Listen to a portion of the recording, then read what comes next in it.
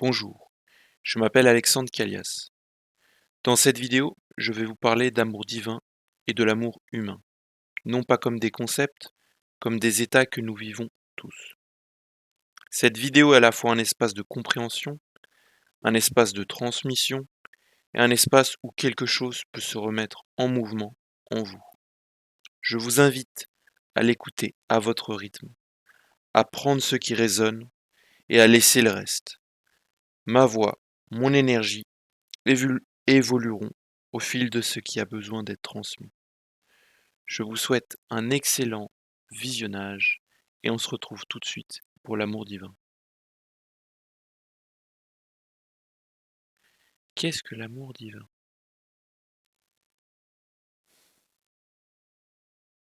Qu'est-ce que l'amour divin? L'amour divin, c'est un état d'être. C'est une fréquence, c'est une présence, c'est une vibration. En fait, c'est l'amour inconditionnel. C'est un amour qui est dépourvu de croyances, de conditionnement, de volonté, de notre volonté,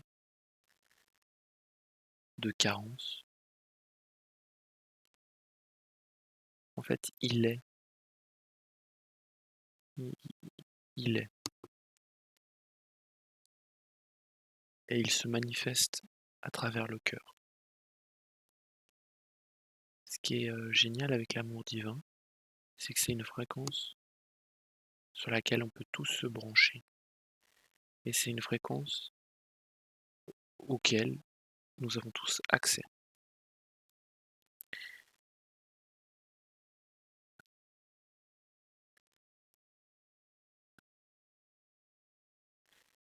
Je vais vous énumérer les cas où vous avez pu ressentir de l'amour divin dans votre vie. Le cadre que je vais mettre évidemment est limité, mais l'amour divin est illimité et se manifeste partout, à chaque instant.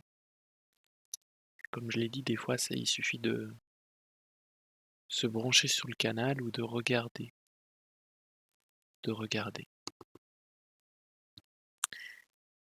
Donc vous avez pu sûrement ressentir de l'amour divin inconditionnel auprès des animaux.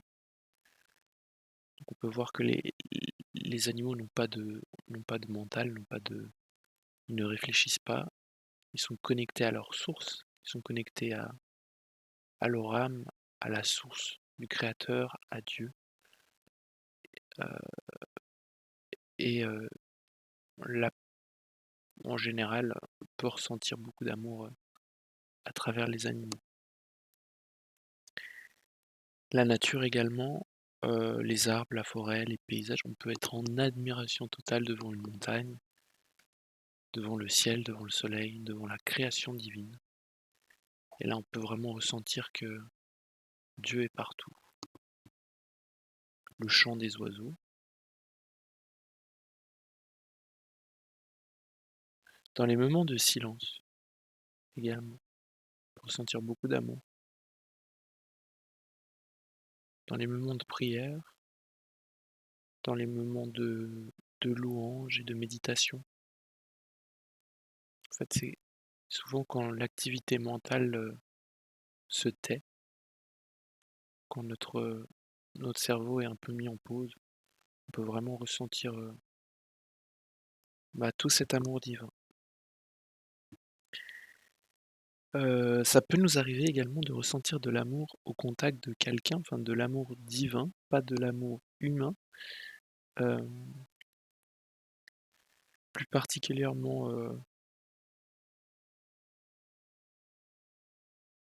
alors ça peut être des personnes voilà, qui sont chères à nos yeux, ou des connexions d'âme, pour sentir de l'amour divin. Les gens qui ont des vocations, qui sont vraiment engagés dans leur vocation, on voit que ce qu'ils transmettent,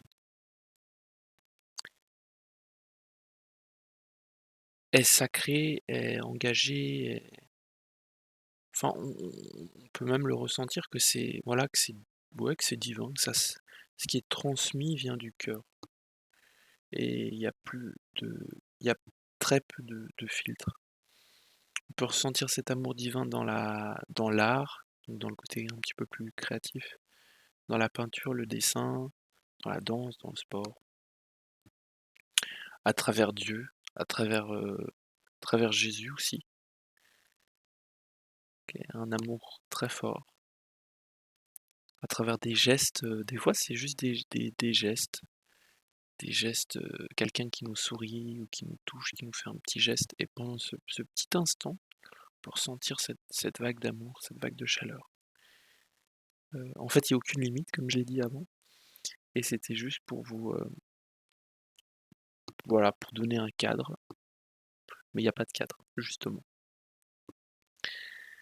Alors l'amour divin se manifeste chez tout le monde, heu, il y a pas de comment je pourrais dire? C'est pas en fonction de quoi que ce soit. Chacun a de l'amour divin et chacun le manifeste à sa manière, heu, mais c'est vrai que plus on entretient cette relation avec avec Dieu ou avec la source ou avec la création ou à travers ce qui nous fait vibrer, ce qui nous correspond à l'amour, ouais, à l'amour divin, bah, plus on en est plein et plus on en est plein, plus on peut entre guillemets «le transmettre». La majeure partie de nous, on est séparés de cet amour divin. Quand je dis qu'on est séparés, c'est comme si on vivait en fait en mode alternateur. Donc des fois on est dedans, donc on est sur le bouton on, et des fois on n'y est plus dedans, on est sur le bouton off. Et ça crée en fait une séparation entre l'amour divin et l'amour égotique ou l'amour humain. Et cette séparation et ce switch entre on-off un peu constant, et bah, peut créer une souffrance. Euh, donc je vous inviterais à faire, c'est de prendre conscience quand vous êtes branché sur le bouton on, prendre conscience quand vous êtes branché sur le bouton off, et rien de rien que juste de prendre conscience, ça permet de un peu de comprendre comment on fonctionne. Ce que j'ai remarqué en général chez les personnes qui sont parce qu'il y a des personnes justement qui sont très souvent, branchées sur le bouton on. Le but de notre vie, ça serait dans l'idéal évidemment, hein, dans un monde idéal. On vit pas dans un monde idéal, mais dans le monde idéal, ça serait d'arriver à être branché sur ce bouton on constamment. Heu, parce que enfin, pas parce que, mais en général, quand on passe dans le bouton off, on expérimente justement la souffrance ou la douleur ou toutes ces choses qui sont ou la colère ou voilà, qui sont un petit peu moins agréables, qui sont pas, à renier ni à exclure. Mais c'est vrai que le fait de pouvoir en tout cas plus en vivre, ça serait, génial. Donc ce que je voulais dire, c'est que ce que j'ai remarqué, les, heu, les gens qui ont un peu dédié leur vie à vivre, je dirais pas sur cette fréquence, mais à être vraiment sur ce chemin-là d'amour, donc d'amour divin. Je peux penser aux prêtres, aux pasteurs, heu, en tout cas toute personne qui a vraiment une relation au sacré, à la dimension spirituelle, de manière quotidienne et qui a compris. Heu, Bah, ces personnes-là en général sont justement branchées sur l'amour de Dieu, sur l'amour divin, sur l'amour inconditionnel, sur l'amour du Christ, sur l'amour christique, et ils sont, en tout cas le plus souvent, branchés sur le côté on, heu et à partir de ce bouton on, heu, ils peuvent justement transmettre aux autres. Ça devient enfin, ces personnes deviennent des canaux. On est tous des canaux évidemment. Il y a pas de tout le monde est un canal, heu, mais c'est vrai que les personnes qui ont plutôt dédié leur vie, à vivre dans cette dimension, en fait, parce que c'est une dimension, ou plutôt qui ont la régularité dans leur pratique, et ben, ont, cette faculté, cette facilité, parce que tout est entraînement dans la vie, tout le monde peut y arriver. Tout le monde peut arriver à se brancher sur le canal on. Tout l'art, c'est de rester branché, dessus justement. Et ce qui est magnifique, lorsqu'on est connecté à cette fréquence et à cet amour de Dieu, c'est qu'on est entièrement détaché de nos blessures, on est entièrement détaché de nos peurs, on est entièrement détaché de nos manques, on est détaché du passé, on est détaché du futur. On n'est plus dans le combat, on n'est plus dans la comparaison, on n'est plus dans rien du tout. On est juste, on est en fait, on est, et on est comme le on est, le EST, et on est aussi le on est comme une naissance. C'est comme si on vivait dans une nouvelle dimension, et donc on est comme un enfant qui vient de naître. C'est exactement pareil. L'amour divin, l'amour inconditionnel guérit, nettoie, purifie, et il écarte tout ce qui peut être négatif ou considéré comme néfaste, comme pas très, voilà, dense, je dirais, ce qui peut être dense. Voilà, ça c'est pour le premier chapitre qui est l'amour divin. Premier chapitre assez léger, assez détendu, et j'espère que vous pourrez vraiment ressentir ce que je vous transmets à travers ma parole, ma parole.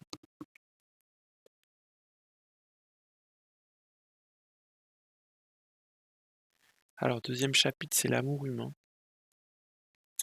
Maintenant qu'on a fait le premier chapitre sur l'amour divin, on peut passer à l'amour humain. Donc l'amour humain, en soi, n'est pas mauvais ou néfaste, c'est juste une construction de notre personnalité, et c'est on s'est on s'est construit à travers à travers ce filtre, en fait, je pourrais même dire à travers ce filtre, et j'aimerais mettre des mots, en fait, sur, qu'est-ce que l'amour humain ou l'amour égotique, sans le juger, sans le stigmatiser, et sans, heu, dire que c'est mal ou bien. C'est juste, je pars du principe que tout ce qui est dit, tout ce qui est mis en lumière devient conscient, donc tout ce qui est inconscient quand quand quand il est mis ou transmis devient conscient. Et à partir du moment où c'est mis en lumière, on a j'allais dire la responsabilité, mais en tout cas on a le choix on a le choix, on peut choisir ce qu'on a envie de vivre. Disons qu'on a un petit peu moins d'excuses.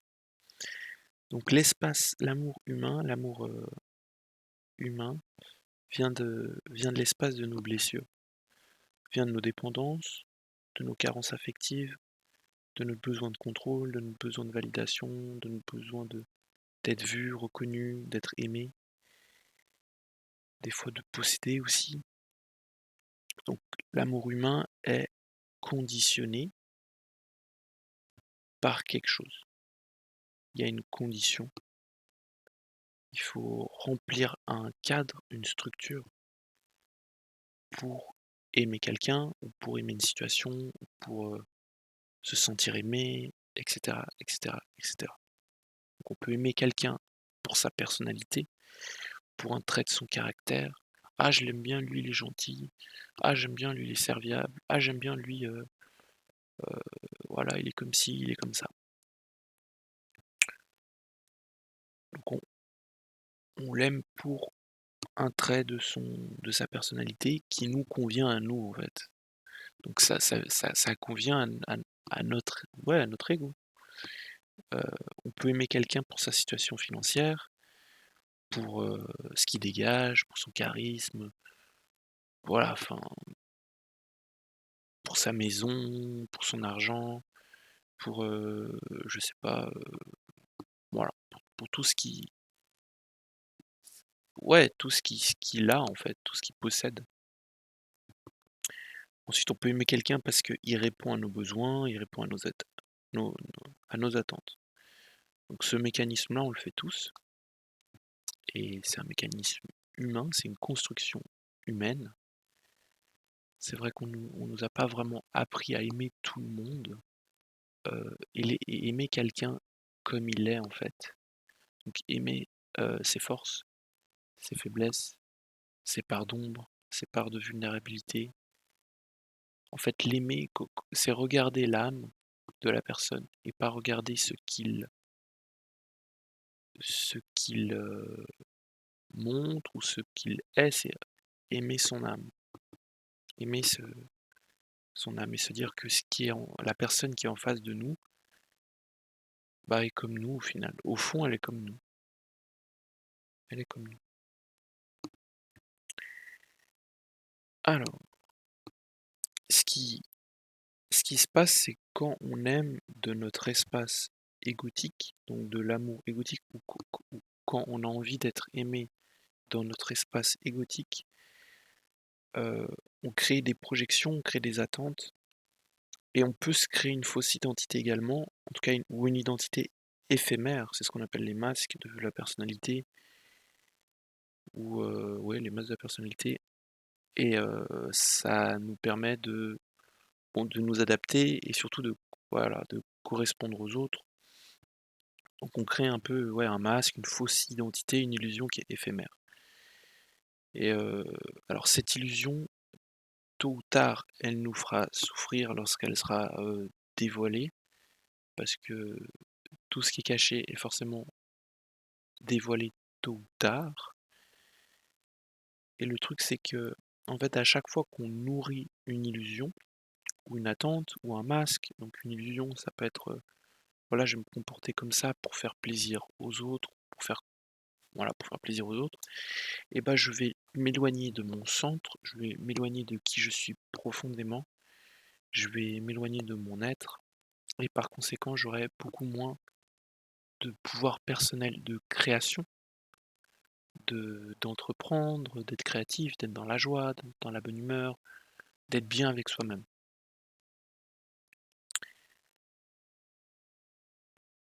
Donc à partir de notre centre, on a une énergie en général assez illimitée, intemporelle. On n'a pas vraiment de limite dans ce qu'on peut faire. On est très peu limité ouais, par ce qu'on peut faire. Et on agit à partir de notre âme. Et quand on sort de notre centre pour nourrir une illusion, une projection ou l'attente d'une personne en face, et ben, on se met dans un cadre qui est limité, qui est défini, et qui est défini par l'autre aussi. Donc on est dans une situation où on est contraint, où on est restreint. Et c'est des situations qui sont assez inconfortables la plupart du temps. Évidemment, vu qu'on est dans un monde hyper complexe, on peut pas, enfin, qu'on est en interaction avec les autres, le but c'est pas d'être tout le temps dans son centre et de faire tout ce qu'on veut, mais c'est d'être le plus souvent dans son centre et d'arriver à trouver un petit peu le juste milieu dans les situations de la vie. Donc comme je disais, quand on nourrit une projection, une attente ou quelque chose d'éphémère, ce qui se passe, c'est qu'on se dissocie de nous-mêmes de manière inconsciente. Donc on sort de notre être et on est en train de nourrir inconsciemment une projection et une attente. Donc on perd notre énergie, ou on la met, en fait c'est pas qu'on la perd, c'est qu'on la met dans quelque chose d'autre. On la met dans quelque chose d'autre. Et c'est ce qui peut des fois nous vider notre énergie, nous vider de notre sens, perdre de l'énergie, de la vitalité, toutes ces belles choses. Heu, ce qui peut également se passer, c'est, voilà, nourrir des relations qui sont pas alignées avec nous, parce qu'on a peur, d'être seul, parce qu'on a peur, des fois, si on a peur d'être aimé. Ouais, il y a des mécanismes d'auto-sabotage et en fait, ce qui va se passer quand on nourrit une relation qui n'est pas alignée, on est en train de créer inconsciemment un contrat avec une personne, une situation. Donc c'est je vais répondre à ta projection, à ton attente et en échange, je vais me sentir aimé, je vais me sentir vu, je vais me sentir reconnu. Donc je crée un contrat. Inconsciemment, c'est ce qu'on fait plus ou moins tous les jours quand on n'est pas conscient de nos comportements, de notre rôle, de ce qu'on est en train d'échanger. Heu, donc on crée un contrat inconscient où, tu me donnes ça, je te donne ça. C'est un peu ça. Alors que le contrat, il devrait être fait avec soi-même où: «OK, j'ai besoin de tout ça». Tu vois? Je prends une feuille, j'ai besoin de m de me sentir aimé, j'ai besoin de faire du sport pour, mettre mon corps en mouvement, j'ai besoin d'expérimenter la sensibilité, donc je vais nourrir mon être à travers, l'art, la peinture. J'ai besoin de faire du sport et de jouer, donc je vais faire du football ou je vais jouer, à des jeux de cartes en groupe. Ça serait de faire une liste de toutes les choses dont j'ai besoin, donc de noter tout ce dont j'ai besoin sur un papier et à partir de cette liste-là, de s'engager envers soi-même: «OK, j'ai besoin de tout ça et j'ai pas besoin pour prouver aux autres, j'ai besoin parce que mon âme le réclame, parce que mon cœur le réclame, parce que mon être le réclame et parce que la personne la plus importante sur terre, c'est moi-même et c'est pas les autres».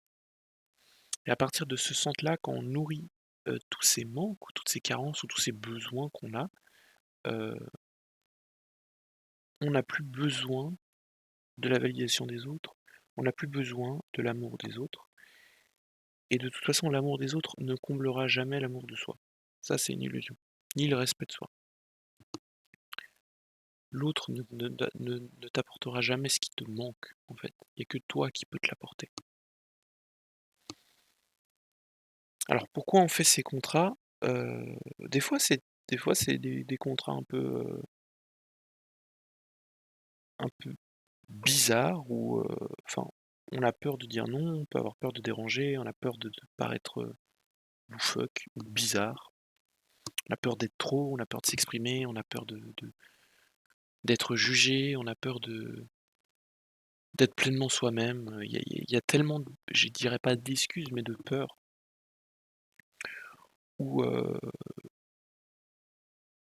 ce qui est le plus important, c'est d'être conscient de ça, sans se juger et de se dire: «OK, j'ai peut-être ces manques-là dans ma vie, comment je peux les remplir?»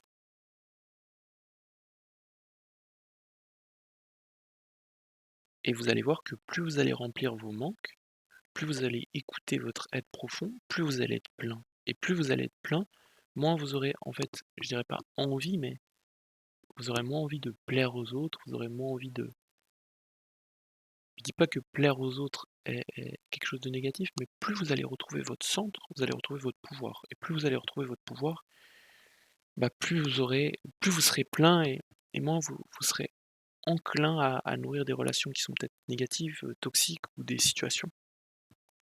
Et plus vous allez attirer des choses belles pour vous, des choses belles pour vous. Au niveau énergétique, ce qui se passe quand on nourrit un lien, toxique ou néfaste avec une personne ou une situation, on va créer, inconsciemment des liens négatifs parce que nous sommes tous en lien sur terre, qu'on le veuille ou non, nous sommes tous en lien et le but n'est pas de couper tous les liens et de vivre isolé, comme un ermite au fond de sa cave. Mais c'est de vivre des liens équilibrés avec les gens, vivre des liens sains, où l'autre, dans l'idéal, ce serait que l'autre n'est que le miroir de moi-même. Donc il a rien à me donner, en tout cas il a rien à me donner, en tout cas il a rien à combler en moi, je devrais déjà être plein de moi-même et qu'il n'est que un un miroir ou ça peut être juste des échanges. Il faudrait voir la personne comme un échange où on partage, on partage les choses, on transmet à partir de l'amour divin, l'espace sacré. Alors, au niveau des liens énergétiques qui peuvent se créer. Alors les liens, comme j'ai dit, les liens néfastes se créent en général avec les personnes qui sont proches de nous ou qu'on nourrit depuis un moment et qui nous ont et que on s'est habitué, on s'est habitué depuis tout petit ou depuis de nombreuses années, donc les amis proches, la famille proche, à je dis pas à jouer ce rôle, mais un peu à jouer le rôle. Moi je sais typiquement, si je prends mon exemple, où je sais qu'au sein de ma famille, on m'a voilà, il est gentil, Alexandre il est gentil, il est serviable. C'était un petit peu ça comme image. On peut tout lui demander, on peut tout voilà, il va de toute façon, il va répondre, voilà, il va répondre à nos besoins. Donc ça a créé un peu cette image-là où Alexandre, il peut répondre à nos besoins. Donc il y avait un lien où, moi je me mettais de côté, donc je me mettais mon centre, mon âme, mon énergie de côté ou plutôt je la mettais au service de quelqu'un d'autre. Donc ce qui fait qu'après, c'est difficile pour moi de la mettre à mon service, pour créer, pour, m'amuser, pour, faire plein de choses. Donc ça a créé justement, une attente où la famille s'attend à ce que je réponde à un besoin. À partir du moment où j'ai identifié ce lien-là et que je le coupe symboliquement, je coupe pas le lien avec la famille, mais je coupe le lien toxique qui est, je réponds aux besoins de ma famille, aux attentes de ma famille. 1, je récupère de l'énergie et 2, moi je me repositionne aussi où je veux plus vivre ça, quoi. Heu, je récupère de l'énergie et qu'est-ce qui va se passer? Étant donné que dans cette situation-là, je ne nourris plus quelqu'un, qui est pas juste pour moi, hein, et bah, ça va pas plaire à la personne ou à la famille forcément. Parce que tu nourris plus la famille. Inconsciemment, tu es plus en train de nourrir, tu es plus en train de jouer le jeu de rôle que tu jouais depuis, 10-15 ans. Donc ça crée des chocs.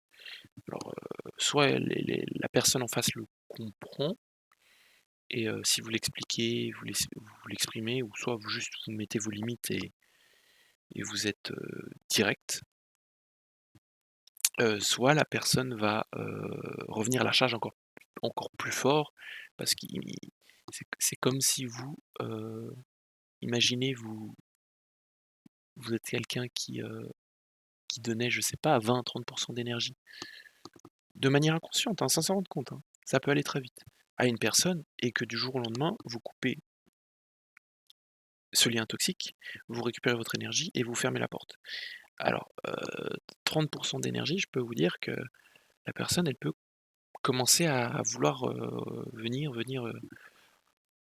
vers vous, venir vers vous. Il y a plein de manifestations dans la matière, donc ça évidemment c'est quelque chose que je vais vous inviter à faire après, à travers un exercice et vous verrez, le résultat, qui peut se déclencher, dans la matière. Donc au niveau des liens, énergétiques, les liens toxiques néfastes, il y a plein de liens. Il y a les liens de possessivité, il y a les liens de contrôle, les liens de manipulation, de dépendance affective, il y a des liens d'emprise, il y a les liens qui sont un petit peu trop fusionnels et tous ces liens en fait, ils sont, créés à partir de nos blessures. Donc on va, nourrir un lien comme je l'expliquais précédemment, à partir, d'un manque qu'on n'a pas nourri nous-mêmes. Donc on se comporte à partir de nos blessures. Donc schématiquement ça donne, ça donne, ça donne ça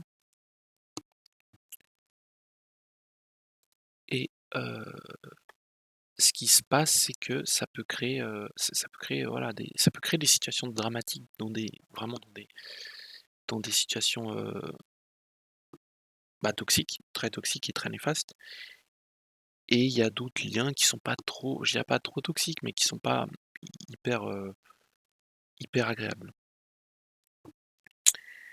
Donc la conséquence de tous ces liens avec je dirais pas avec les mauvaises personnes, mais en tout cas avec les personnes qui sont pas adaptés ou qui sont pas justes, heu, ça donne une perte d'énergie, ça peut être une perte de soi, une perte d'identité, ça peut être un manque pour créer, pour être soi-même. Et comme je l'ai dit, ce qui se passe, c'est que on est en train de donner notre pouvoir à l'autre. On donne une partie de notre énergie vitale pour, contre de l'amour, de la reconnaissance, le fait d'être vu, d'être accepté, enfin voilà, toutes ces choses-là. Sauf que notre énergie, vitale qu'on donne pour de l'amour, c'est un peu du faux amour. Parce que la personne qui va te donner de l'amour, elle va te le donner, voilà, en condition, en échange de quelque chose. Donc là, on est vraiment dans l'amour conditionnel et c'est pour ça que le plus important, c'est de s'accorder de l'amour à soi et surtout de se reconnecter à l'amour divin. À partir de ce centre-là, vous verrez que vous aurez plus de manque et vous aurez plus besoin des autres, entre guillemets, heu, pour répondre à vos besoins ou pour, se sentir, bien. Et ce qui se passe quand on donne notre pouvoir à l'autre, on va plus vivre notre vie, on va vivre celle des autres. Donc ça peut être c'est quand même dangereux parce que bien on est la vie passe très vite, elle défile très vite et c'est assez dommage de vivre la vie des autres, des projections des autres, des attentes des autres et de ne pas être souverain de soi-même. Et ce qui peut être encore plus dangereux, alors là on est vraiment dans des situations qui sont un petit peu plus toxiques, où l'autre peut faire ce qu'il veut de moi. Étant donné, à partir du moment où j'ai consenti à lui donner ce qui est à moi pour remplir un vide, et ben il peut faire ce qu'il veut. Il peut faire ce qu'il veut parce que inconsciemment j'ai consenti. Donc c'est là où ce qui est le plus pertinent, c'est de se dire qu'on est responsable de tout, de nos choix, de nos actions, de nos liens et du lien qu'on a avec les autres. Et c'est à nous de mettre des limites, c'est à nous de mettre je dirais pas des barrières, mais ouais, de mettre des limites pour, dans certaines situations. Et c'est aussi à nous de nous ouvrir à ce qui nous fait vibrer pleinement. Parce que le but, c'est pas de tout fermer. Le but, c'est de fermer ce qui est négatif, ce qui est toxique, et d'identifier tout ce qui est pas bon pour nous, et de s'ouvrir pleinement à tout ce qui est bon pour nous. Donc c'est un mécanisme de je vide ce qui est négatif et je le remplis de ce qui est positif. Ou plutôt je vide de ce qui n'est plus aligné et je remplis de ce qui est aligné. Et à partir de là, on vit déjà une vie qui est beaucoup plus épanouie, ou plutôt qui nous ressemble plus. Et le fait d'être plus épanoui, de créer une vie qui nous ressemble plus, à partir de là, on attire des choses encore plus positives à travers plusieurs lois, comme la loi de résonance, la loi d'attraction, la loi de vibration. Quand on rayonne, on émet une fréquence et du coup, l'univers nous le renvoie. Je ferai des vidéos un petit peu plus poussées sur tout ça. Alors, comme je l'ai dit, maintenant qu'on a identifié qu'est-ce que l'amour divin, qu'est-ce que l'amour égotique et toutes les conséquences de ça, c'est comment on peut sortir de ça, ou en tout cas comment on peut peut-être aller un petit peu plus dans l'amour divin, ou peut-être apprendre un petit peu plus à se connaître. Heu, la 1re étape déjà donc, c'est d'identifier les schémas, heu, négatifs, toxiques, enfin tout ce qui peut nous freiner, qui peut nous mettre mal à l'aise, ou où on voit qu'on est en train de jouer des rôles qui nous conviennent pas, et bah, c'est de mettre de la conscience. C'est d'identifier tout ça. À partir du moment où on met de la conscience sur ce qui est caché, on a le choix, comme je l'ai dit précédemment, d'agir. OK, ça me convient plus. J'ai le choix. Est-ce que je veux couper? Est-ce que je veux fermer? Et je veux nourrir autre chose? J'ai le choix. Et je suis plus dans un rôle passif, ni de victime. Je peux agir sur ma vie. Le l'autre point, c'est de surtout pas culpabiliser si on n'était pas on n'avait pas conscience de tout ça, de tout ce qui pouvait se jouer, parce que la culpabilité nous enferme, la culpabilité nous met dans un état de non-action, on n'agit pas. À partir du moment où on n'agit pas, on ne crée pas et on peut rentrer dans des boucles où on fait rien. Ce qui est important, c'est d'être responsable. À partir du moment où je suis responsable de moi-même, je peux agir, je peux changer les choses, je peux transformer, je peux donner une direction à ma vie. Donc ça, c'est la première étape. La deuxième étape, ce serait de se positionner. Donc se positionner, c'est faire un tri, comme j'ai dit, un tri, une sélection de tout ce qui me nourrit. Je le trie. Est-ce que ça me nourrit? Est-ce que ça me nourrit pas? Je fais un tri. Je suis sélectif dans ce que je suis en train de faire. Si ça me nourrit pas, est-ce que je l'enlève? Est-ce que je le diminue?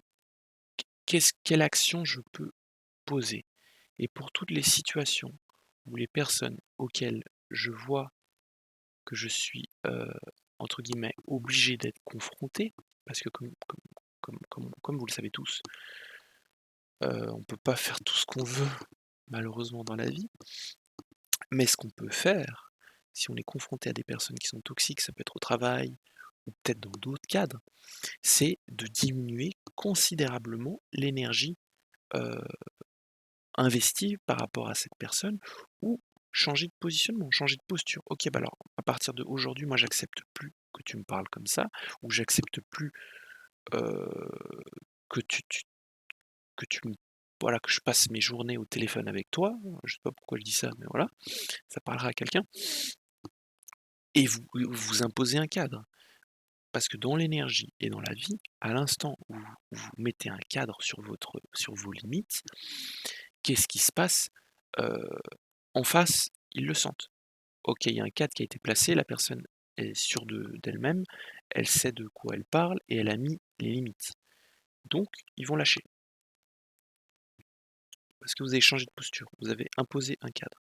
Par contre, si vous êtes ouvert à tout le monde, bah, vous êtes ouvert aux intrusions, vous êtes ouvert à tout et n'importe quoi.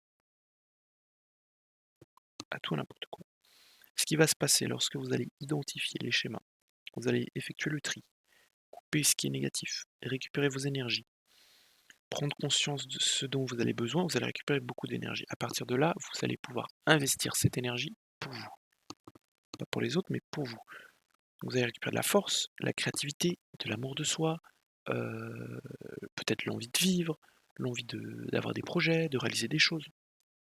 Ça va vous permettre de passer dans une dimension supérieure. Symboliquement, donc première étape, c'est identifier tous les schémas. Deuxième, c'est se positionner et faire un tri. Donc on trie par rapport à ce qui est possible par rapport au cadre, comme j'ai dit. Troisième, c'est symboliquement, vous faites les bonhommes en allumettes euh, pour ancrer vraiment ce changement à partir de la vidéo de Jacques Martel. Donc je mettrai euh, dans la description de la vidéo le lien sur la vidéo de Jacques Martel qui explique extrêmement bien ce que vous pouvez faire à travers les bonhommes en allumettes. La quatrième étape ou une étape qui peut vous aider, ça peut être de se faire accompagner évidemment. Ça peut être du coaching, oui, ça peut être du coaching, ça peut être de la thérapie, ça peut être toutes ces choses-là. C'est pas obligatoire, tout le monde peut avancer et cheminer tout seul aussi. Évidemment, le fait d'être accompagné par des gens qui ont déjà traversé ces épreuves ou qui ont les outils et les clés, ça nous permet d'aller peut-être un petit peu plus vite, même s'il n'y a pas besoin d'aller vite. Ça doit vraiment venir de votre centre, se faire accompagner. La cinquième, enfin une étape qui va être également importante, c'est de se féliciter pour chaque pas que vous effectuez et de prendre le temps de faire les choses. Parce que chaque étape est importante et chaque étape va permettre de créer votre nouveau vous, votre nouveau self et la nouvelle version dans laquelle vous aimeriez être. Imaginons qu'aujourd'hui vous êtes à cette situation, en train de vivre ces circonstances-là. Le but pour vous, ça va être de vivre une autre expérience, vivre dans une autre dimension, une autre réalité. Et pour arriver à cette réalité-là, vous allez devoir forcément euh, traverser des étapes et vivre des choses, des choses, vivre des compréhensions, vivre, voilà, prendre conscience de plein de choses. Et donc chaque étape est importante et le plus important, c'est de ne pas brûler les étapes. Si on si on se lance dans ce chemin ou en tout cas dans ce chemin de cheminement vers soi et que notre objectif est d'arriver à l'étape 5. Disons que pour arriver à notre objectif ou enfin notre objectif, notre quête ou qui on est vraiment, parce qu'un objectif ça fait quand même assez performance, mais plutôt notre quête ou notre accomplissement de soi.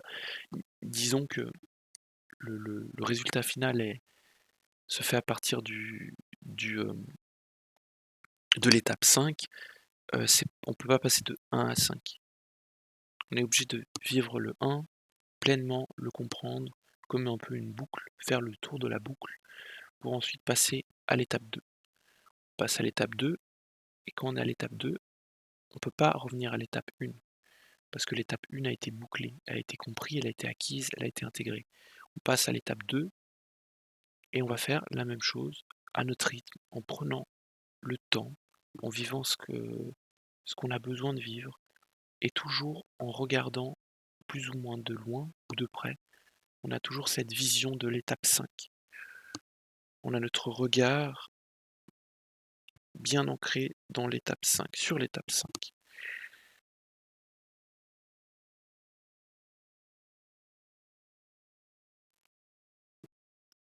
Je vous invite à prendre encore quelques instants pour vous, à laisser ce qui a été transmis se déposer, ce que vous avez ressenti, compris ou traversé ici vous appartient. Il n'y a rien à forcer, rien à retenir. Prenez ce qui résonne et laissez le reste.